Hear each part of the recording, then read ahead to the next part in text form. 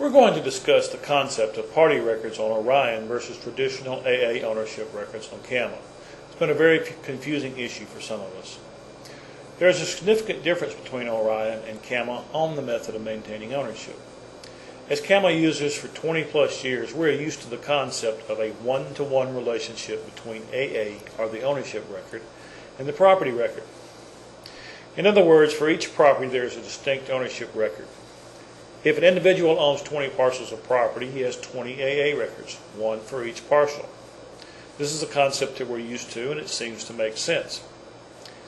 However, Orion actually has a better method, if it's set up properly, by reducing workload for things such as making address changes and small ownership corrections. Orion is termed as a relational database. That simply means that data is stored in different tables within a database and then linked together. This allows a one-to-many relationship. That same individual that owns 20 properties can now possibly have only one ownership record, which is called a party record on Orion.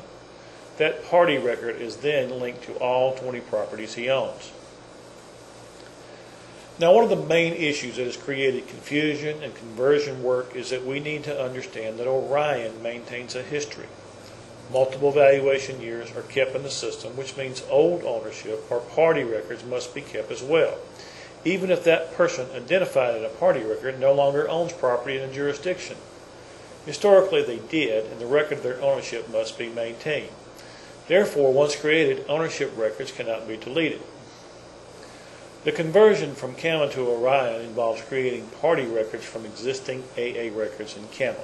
The process essentially copies each AA record based upon any distinct differences. Any difference in name format, spelling, address, even zip code results in a separate party record.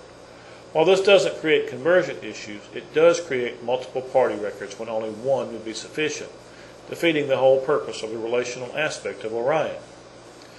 For example, if I own two properties, one AA listed as William McCully E. Tux and the other listed as William McCully and Tracy, then Orion would create two party records, where one would have sufficed. And since once created, a party record can't be deleted, it will always exist. Now, the matter is more complex than I can detail here, and there are some options on how to deal with this, but our best option is to eliminate as many of these unneeded records as possible.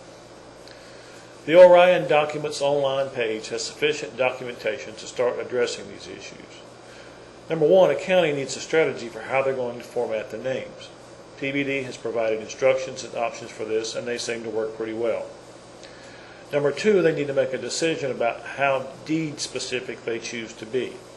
When you know it's the same individual but it's formatted a little bit differently, or there's a different spelling of the name, you have to decide whether to format these the same way to limit the number of party records that are created, or to follow the deed specifically.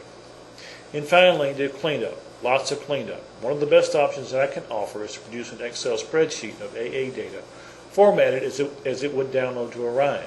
Use this spreadsheet as a guide to further the cleanup. We'll be happy to help you with that. In our next video, we're going to show you how to do a search on Orion by party and some of the issues that you may encounter.